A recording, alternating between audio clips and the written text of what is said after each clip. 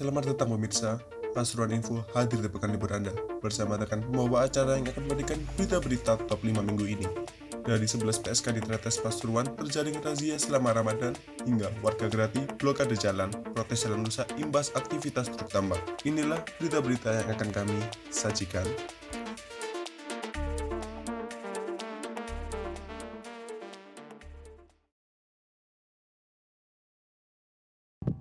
Pemerintah Kota Pasuruan dan Kejaksaan Negeri Kota Pasuruan meresmikan 5 kampung restoratif justice di Pendopo, Kecamatan Pangurjo, Kota Pasuruan, Senin 4 April sore. 5 kampung itu yakni di Kelurahan Pekuncen, Petamanan, Bugulor, Kemplak Rejo, dan Tambaan. Kejari Kota Pasuruan, Padiati Ilham Khalid menjelaskan restoratif justice ini adalah mekanisme perkara yang menitik beratkan adanya perdamaian. Perdamaian itu melibatkan beberapa pihak, pelaku dan korban. Ada juga pihak-pihak di luar seperti penegak hukum, tokoh masyarakat, aparat pemerintahan, dan lain sebagainya. Di lokasi yang sama, Wali Kota Pasuruan, Saifullah Yusuf atau Gus Ipul menerangkan Pemkot ingin program restoratif justice ini bisa diketahui dengan baik oleh masyarakat. Yang bisa ikut program ini hanya orang-orang yang belum terkena kasus. Ini kesempatan pertama untuk menyelesaikan dan diharapkan tidak mengulangi lagi pelanggaran hukum. Gus Ipul ingin lurah, RW, RT untuk menyampaikan ke semua masyarakat. Selain menyambut positif program tersebut, Gus Ipul juga mematok target tahun 2022 ini ada 19 kelurahan di Kota Pasuruan menjadi kampung restoratif justice. Jika berjalan dengan lancar, rencananya kampung restoratif justice ini akan dikembangkan di seluruh Kota Pasuruan.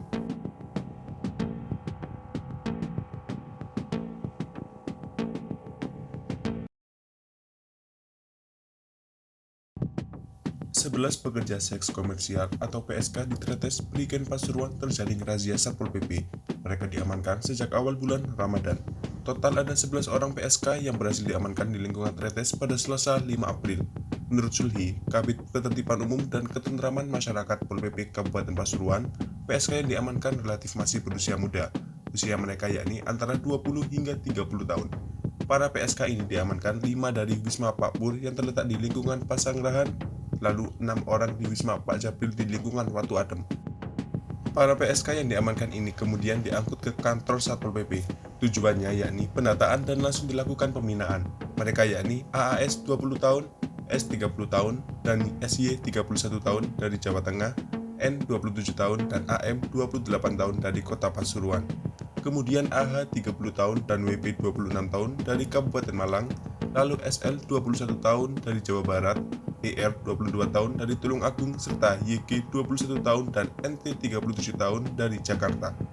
Usai pendataan, PSK tersebut akan dibawa ke UPT Rehabilitasi Sosial Bina Karya Wanita atau RSBKW di Kediri untuk dibina.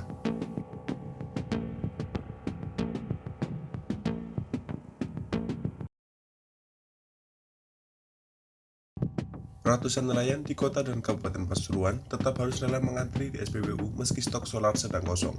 Mereka memilih menunggu agar tidak terlambat mengisi saat solar datang.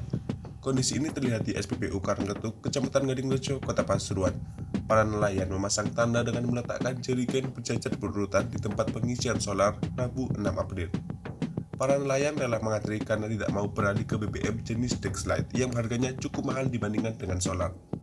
Untuk harga Dexlite sebesar Rp12.950 per liter, sedangkan solar hanya Rp5.150 per liter. Akibat kelangkaan bahan bakar minyak jenis solar yang terjadi di sejumlah SPBU setempat menyebabkan nelayan tidak melaut selama 4 hari. Supriyanto, pengawas SPBU Karangketuk mengatakan memang beberapa hari terakhir ada keterlambatan pengiriman solar, padahal sebelumnya setiap hari dikirim dan tiba sesuai dengan waktunya. Ia menjelaskan, di SPBU tempatnya, sekali kirim mendapatkan jatah sebanyak 16.000 liter. Stok solar sudah kosong sejak kemarin Selasa 6 April. Ia tidak mengetahui alasan pengiriman yang terlambat tersebut. Pantauan di lokasi, antrean itu juga bukan hanya nelayan, tetapi ada supir truk dan juga pedagang solar eceran kepada nelayan. Baik laki-laki dan perempuan juga menunggu kedatangan truk tangki Pertamina yang membawa solar.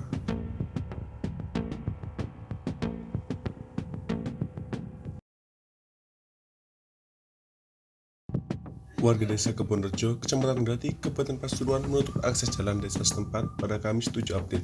Mereka memprotes kondisi jalannya rusak karena aktivitas truk tambang. Aksi blokade jalan dilakukan dengan memasang palang kayu, tampak pula poster dan spanduk berisi pernyataan protes. Kepala Desa Kebonrejo, Supandi mengatakan selain protes jalan rusak, warga juga mengeluhkan polusi akibat aktivitas truk tambang. Supandi juga menjelaskan bahwa truk yang lewat merupakan bukan kelasnya, yakni dam truk muatan batu sampai 40 ton, apalagi debunya sampai masuk ke musola dan rumah-rumah. Supandi mengungkapkan jika hanya ada dua tuntutan warga. Pertama, pihak pengelola tambang melakukan perbaikan jalan. Kedua, warga diberi kompensasi dampak polusi debu dari truk tambang. Akibat aksi demo blokade jalan, aktivitas truk tambang sempat berhenti sementara. Pihak koordinator tambang pun turun tangan menemui warga, namun masih belum tercapai kesepakatan. Koordinator tambang mengatakan sudah memberikan kompensasi untuk perawatan jalan. Namun, Supandi sebagai kepala desa tidak tahu jelas kompensasi yang diberikan itu masuk ke siapa. Supandi juga menegaskan bahwa warga siap melakukan demo susulan apabila tuntutan mereka tidak ditanggapi oleh pengelola tambang.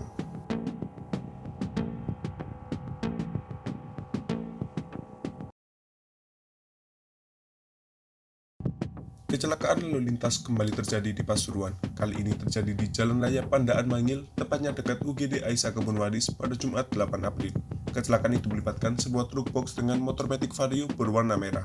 Diketahui, kondisi motor Vario warna merah dengan nopol N4586RH ringsek. Bodi depan sepeda Vario yang awalnya nampak gagah, kini hancur hingga mesin motor yang dapat terlihat. Sedangkan truk box yang diketahui nopol W8798U mengalami penyok pada bodi depannya. Kecelakaan terjadi sekitar pukul 3:31 sore. Terkait kronologi dan ada atau tidaknya korban masih belum diketahui.